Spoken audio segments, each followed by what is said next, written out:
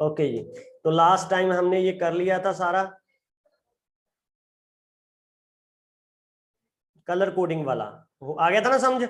Bibi Roy of Great Britain, BB Roy of Great Britain has very good wife wear gold silver necklace. ठीक है बेटा, तो ये इसके फंडे थे। क्लियर। ये मैंने आपको बताया था कि अगर आपके पास बॉडी का कलर होगा अंदर वाला, वो मेरे पास फर्स्ट सिग्निफिकेंट फिगर के बारे में बताएगा, जो एंड्स वाला पार्ट होगा वो मेरे पास सेकंड फिगर बताएगा, और जो डॉट होगा वो मेरे पास डेसिमल मल्टीप्लायर के बारे में बताएगा, और जो रिंग होगी वो टॉलरेंस के बारे में बताएगी कि कितने 5% है, 10% है या 20% है। अगर गोल्ड हुई तो 5%, अगर सिल्वर हुई तो 10%, अगर नो कलर हुआ तो 20%। इज इट ओके बेटा? ये हमने कर ली थी।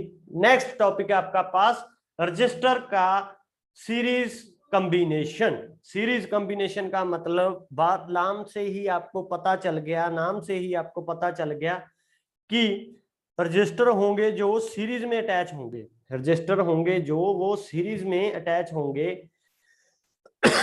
यानी आपने ऐड कर देना है R is equal to R1 plus R2 plus R3। Capacitor में आप उल्टा करते थे, ज्यादा ना, कैपेसिटर में उल्टा करते थे। इसमें रजिस्टर मतलब जितने ज्यादा रजिस्टर उतना ज्यादा रेजिस्टेंस, उतना ज्यादा करंट ये अपोज करेंगे। तो R is equal to R1 plus R2 plus R3। अगर 3 रजिस्टर हुए यहाँ पे लगे हुए, R1 फर्स्ट है, R2 सेकंड है, R3 थर्ड है, तो करंट इसमें से कहां से गुजरेगा? अगर फर्स्ट ने थोड़ा सा जाने भी दिया, सेकंड ने रोक लेना है। अगर सेकंड ने भी जाने दिया तो थर्ड रोक लेगा। ठीक है बेटा। पैरेलल कॉम्बिनेशन ऑफ रजिस्टर में क्या होगा, इनकी जो अरेंजमेंट है कुछ ऐसी होगी। ठीक है जी, R1 R2 एंड R3। तो फॉर्मूला लगेगा मेरे पास 1/R is equal to 1/R1 plus 1/R2 plus 1/R3। इसमें रेजिस्टेंस जो होगा वो स्मॉलर होगा, इसमें जो रजिस्टर होगा, रेजिस्टेंस होगा वो स्मॉलर होगा। ठीक है जी, R is smaller than the smallest of all. क्यों होगा? क्योंकि रेशियो में आपको पता है। क्लियर। सोर्सेज ऑफ EMF, उसके बाद आगे मेरे पास सोर्सेज ऑफ EMF। अच्छा, उसको अच्छे से समझते हैं हम। उनको अगर हम अच्छे से समझें तो नोटबुक उठाओ, साथ साथ साथ साथ आपने नोटबुक उठा लेनी है। ठीक है, और इसको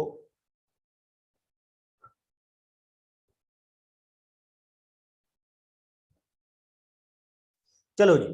फर्स्ट बात, फर्स्ट है, ध्यान से करना बेटा, थोड़ा सा करवाऊंगा पर करना ध्यान से।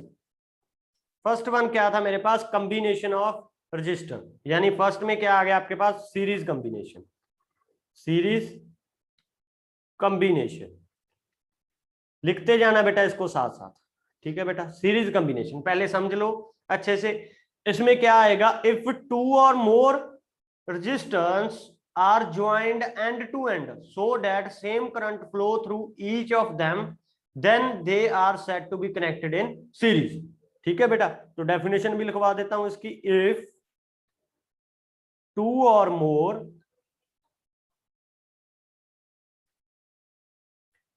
resistance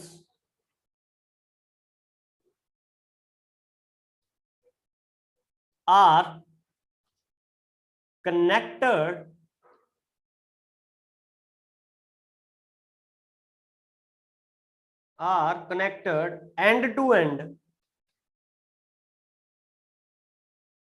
end to end so that same current flows, लिखना है बेटा साथ साथ, ये flows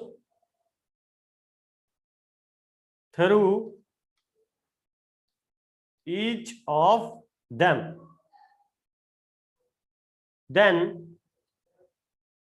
they are said to be connected in series, ये लिखना है बेटा, डेफिनेशन है इसकी कि सीरीज कॉम्बिनेशन की डेफिनेशन बताओ बेटा, 1 नंबर में पूछते हैं, वेरी इंपॉर्टेंट। लिख लिया सभी ने? Shall we move ahead? लिख लिया बेटा सभी ने? वॉइस इज नॉट ऑडिबल, आवाज आ नहीं रही बेटा किसी को?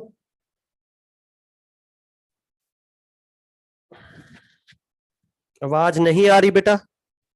ओके, लिख लिया बेटा ये सभी ने? आगे चलें।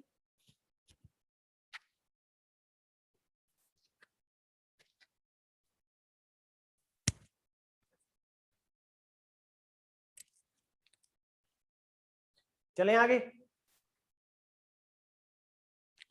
तो देखो इसका कॉम्बिनेशन सर्किट कैसा बनेगा, मतलब क्या कि करंट सेम फ्लो हो रहा है, तो करंट R1 लग गया यहां पे, नहीं गलत हो गया सर, तो गलत बता रहे हैं, क्योंकि ये तो मैंने कैपेसिटर बना दिए थे, है ना। रजिस्टर का सिंबल क्या होता है? ये होता है R1, R2, R3। ठीक है, 3 की बात अगर हम करें, इधर मेरे पास बैटरी लगा दी, वोल्टेज ये मेरे पास है R1, ये है मेरे पास R2, ये है मेरे पास R3। करंट जाएगा I सब में सेम, करंट सेम होगा सब में। ठीक है बेटा, क्लियर है?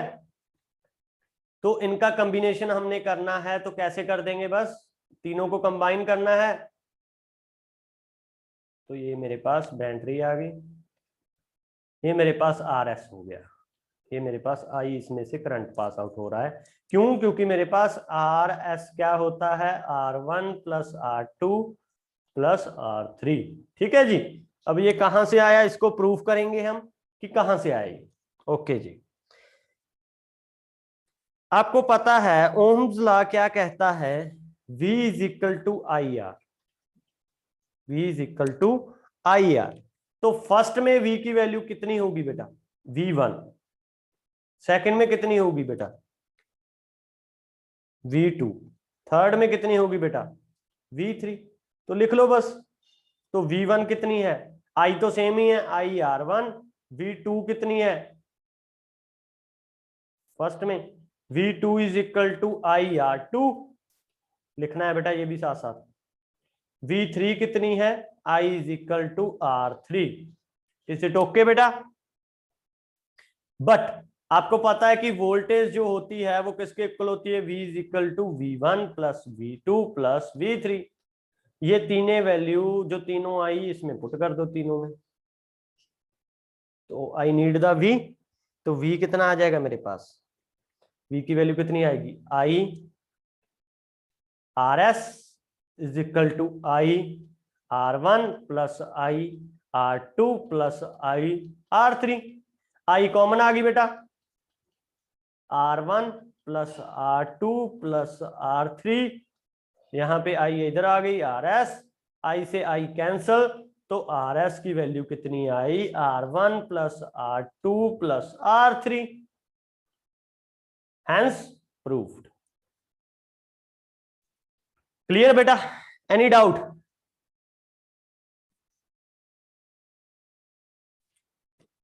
क्लियर है बेटा?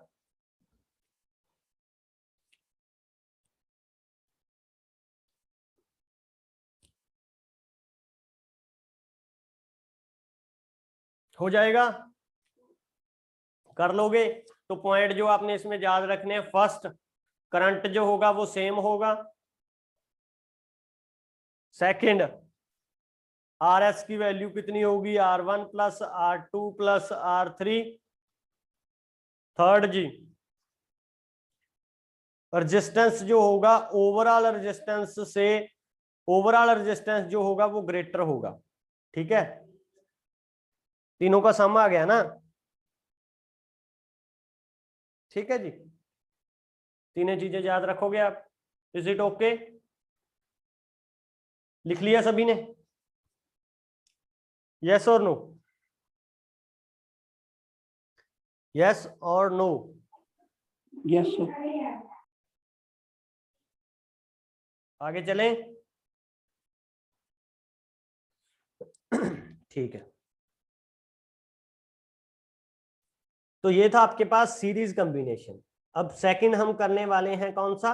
Parallel combination. सेकंड क्या है मेरे पास? Parallel combination.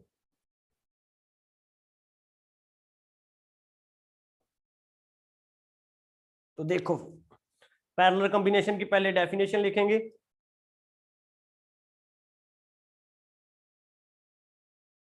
पैरेलल कॉम्बिनेशन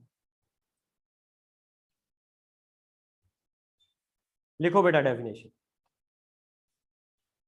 इससे हमें बात पता चल रही है कि करंट जो होगा वो सेम नहीं होगा, बट V जो होगा, वोल्टेज जो होगी वो क्या होगी? इसमें क्या होगी बेटा? Voltage same. ठीक है जी, तो लिखो इसकी डेफिनेशन क्या आएगा? व्हेन टू और मोर when two or more resistance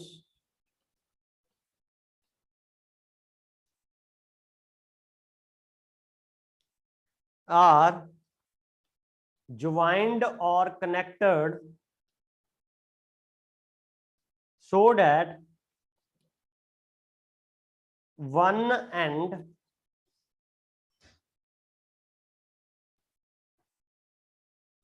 of each resistance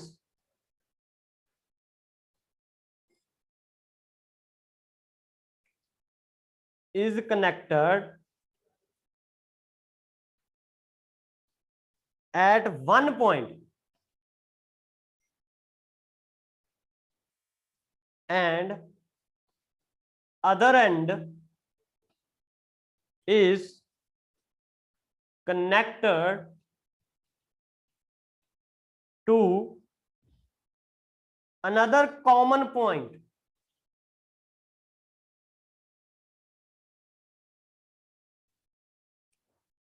Another common point so that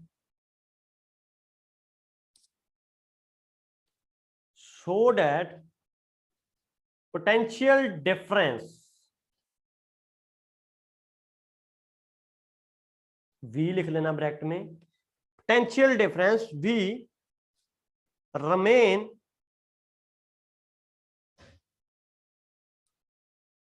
जहां remain नहीं आएगा ऐसे लिख लो, potential difference across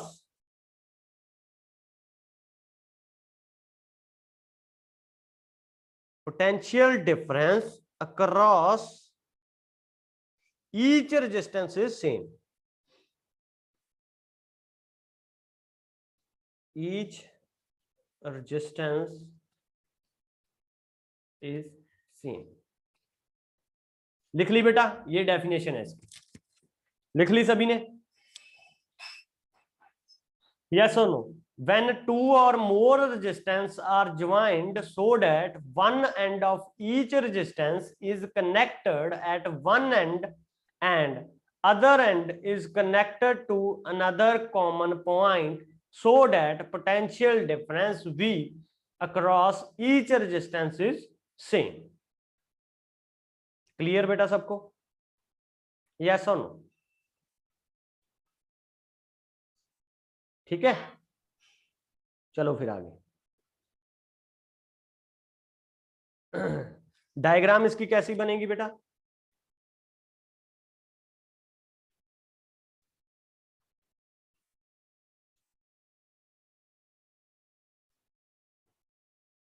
क्लियर जी?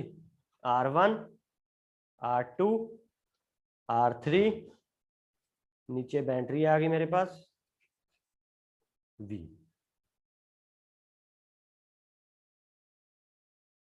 ठीक है जी, अब करंट जो होगा वेरिएबल होगा, यहां से आया I, इसमें चला गया कितना?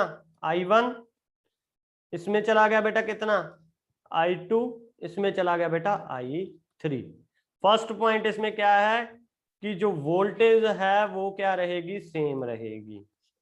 फॉर्मूला वही ओम्स लॉ का, लेकिन करंट जो है उसका सम हो रहा है, तो I is equal to I1 plus I2 plus I3। ठीक है जी। तो आई की वैल्यू सब्स्टिट्यूट कर दो फ्रॉम ओम्स लॉ। तो V इज इक्वल टू आई की यहां से इसके विद रिस्पेक्ट टू कितनी होगी, V is equal to RP यानी parallel combination is equal to I1 की वैल्यू कितनी हो जाएगी, V by R1 plus V by R2 plus V by R3। कहां से आया ये, from Ohm's law, that is V is equal to IR। वहां से ये रिलेशन आया मेरे पास। ठीक है बेटा, तो V ऊपर कॉमन आ गई, V बाय RP, इधर कितना आ गया, V बाहर आ गई, 1 by R1 plus 1 by R2 plus 1 by R3। V से V गई, कितना आ गया, 1 by RP is equal to 1 by R1 plus 1 by R2 plus 1 by R3। यही तो हमने प्रूफ करना था, hence proof and this is your final result. ठीक है बेटा, क्लियर है? तो याद रखना फर्स्ट पॉइंट वोल्टेज सेम रखनी है। क्लियर बेटा?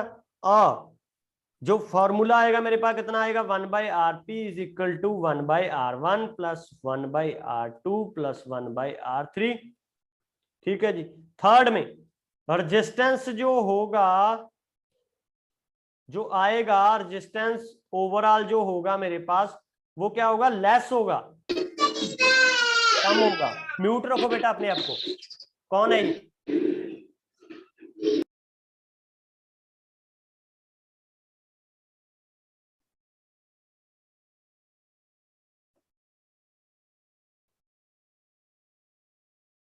ठीक है बेटा, इज इट ओके? तो दो रिलेशन किए हमने, इन्हीं के बेस के ऊपर आपको न्यूमेरिकल पूछते हैं वो कई बार। कर लिया सभी ने? लिख लिए बेटा? दो फॉर्मूले, दो रिलेशन लिख लिए सभी ने?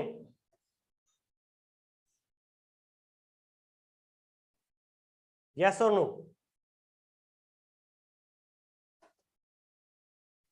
ये आए थे मेरे पास फर्स्ट का, और ये आया था मेरे पास सेकंड का। क्लियर है जी? एनी डाउट किसी को?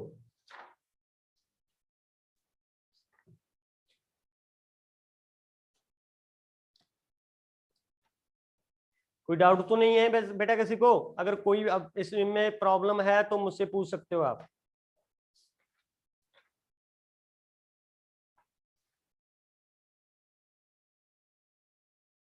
इसके बेस के ऊपर न्यूमेरिकल करें बेटा?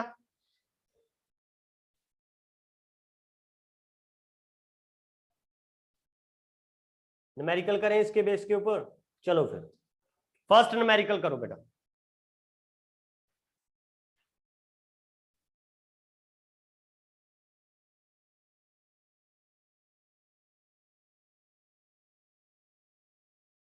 फर्स्ट न्यूमेरिकल है कि आपके पास 3 रजिस्टर दे दिए मैंने पास, 3 register 2 ohm, 4 ohm and 5 ohm.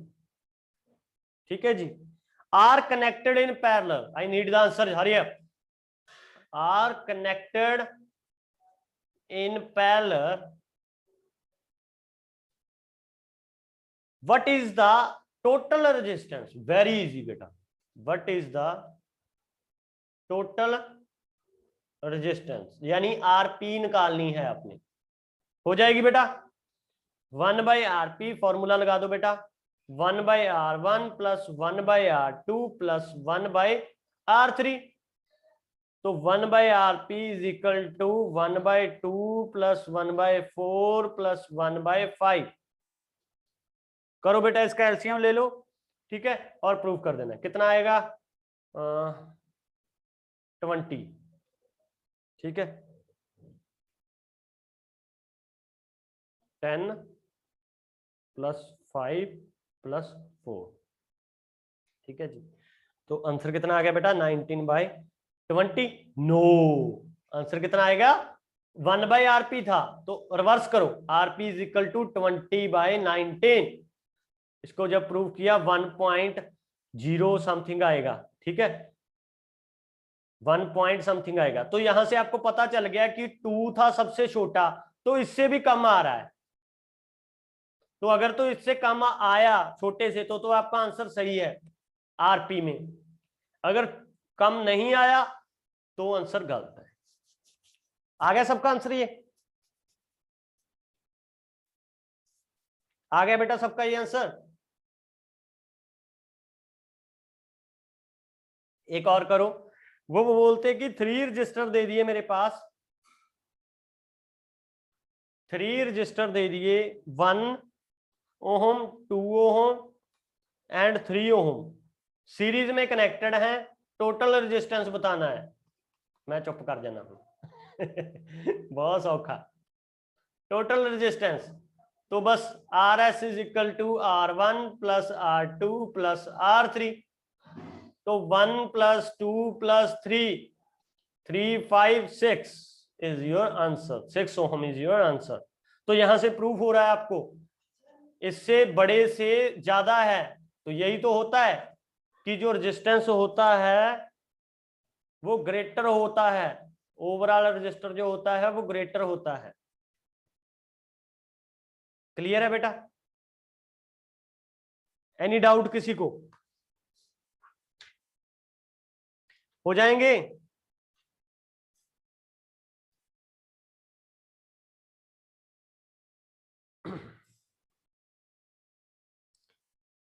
हो जाएंगे बेटा। एक क्वेश्चन दे दिया इंटरेस्टिंग वाला, ठीक है, फॉर्मूले के बिहाफ के ऊपर। वो भी फॉर्मूला भी आपको दिखाता हूं जो हमने उस दिन किया था।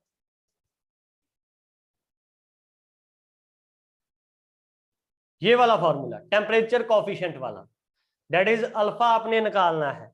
अल्फा आपने निकालना है R2 minus R1, R1 T2 minus R2 T2। ठीक है जी, इसके बिहाफ के ऊपर आपके पास क्वेश्चन है, तो ये भी कर लेते हैं पहले।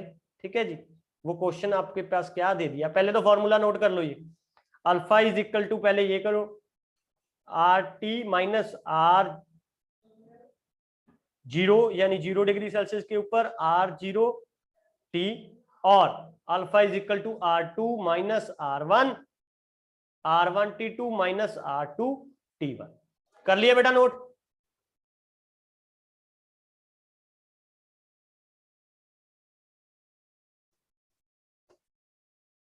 चलो फिर क्वेश्चन आपको दे दिया कि a silver wire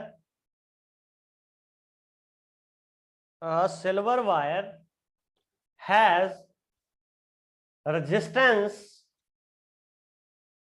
of 2.1 ohm at 27.5 degree Celsius, यानी टेम्परेचर दे दिया और ये इसका रेजिस्टेंस दे दिया। ठीक है जी, and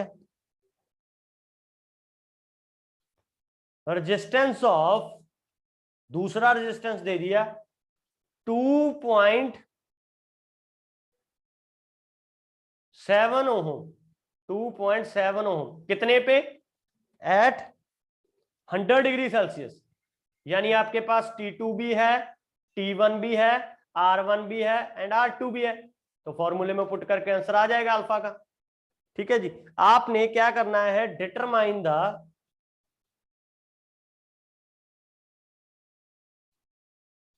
temperature coefficient of resistivity of silver. Alpha find out करना है। तो आपको पता है अल्फा की वैल्यू कितनी होती है बेटा, R2 माइनस R1 ओवर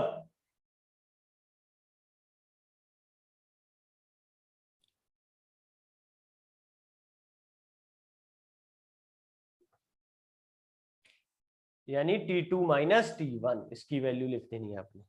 तो कर लो 2.7 माइनस 2.1 डिवाइडेड बाय R1 की वैल्यू आपके पास गिवन है 2.1 इंटू डेल्टा टी का मतलब T2 माइनस यानी 100 माइनस 27.5 तो इसको सॉल्व करके जितना आ जाएगा वो मेरे पास आंसर आ जाएगा 0.0039 डिग्री सेल्सियस। क्लियर है बेटा?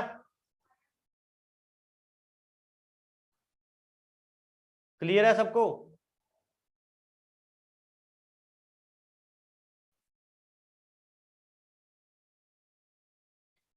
क्लियर है जी?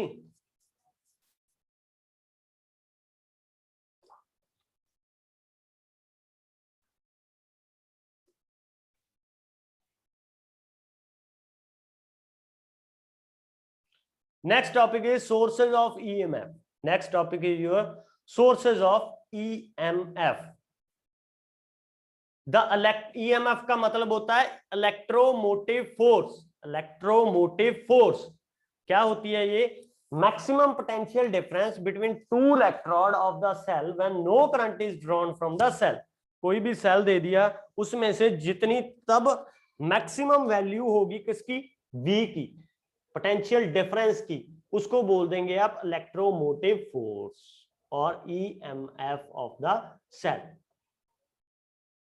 ठीक है जी, उसको बोल देंगे आप EMF ऑफ द सेल।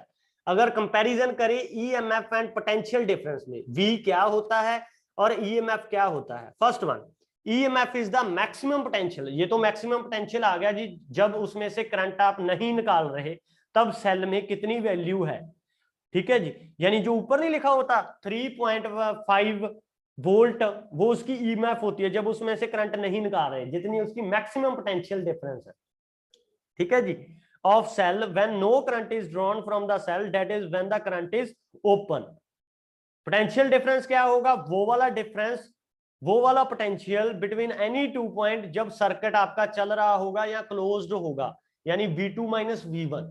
ठीक है जी, final minus initial. Second point क्या आ गया EMF में? It is independent of the resistance. अगर सर्किट ये ओपन ही हुआ मेरे पास तो रेजिस्टेंस का तो लेना देना ही नहीं है, करंट का तो लेना देना ही नहीं है, कोई लॉस का। ठीक है जी, बट पोटेंशियल डिफरेंस में रेजिस्टेंस का पंगा होता है। The term EMF is used only for source of EMF।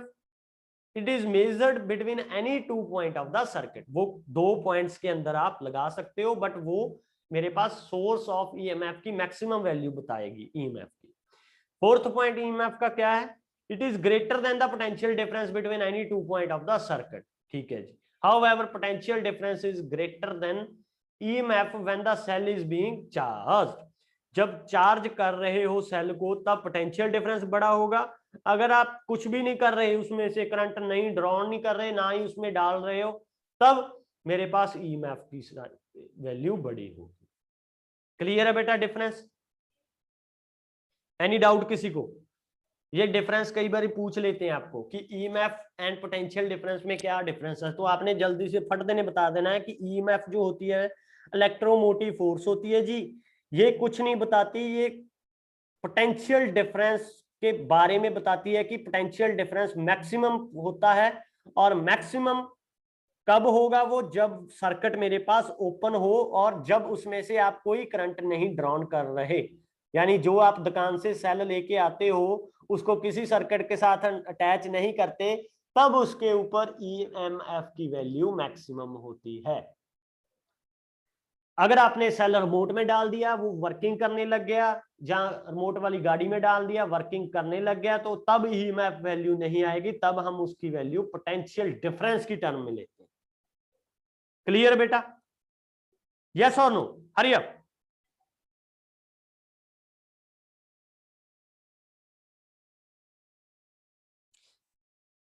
Okay जी, ठीक है बेटा। तो ये था आपका आज का लेक्चर। कल हम नेक्स्ट सेल के बारे में, इंटरनल रेजिस्टेंस के बारे में पढ़ेंगे कि कौन कौन से फैक्टर हैं और क्या क्या उसका फॉर्मूला है। क्लियर? तो रेजिस्टेंस के सीरीज एंड पैरेलल के जितने भी न्यूमेरिकल हुए वो आपने कर लेने हैं बुक में से। ओके जी।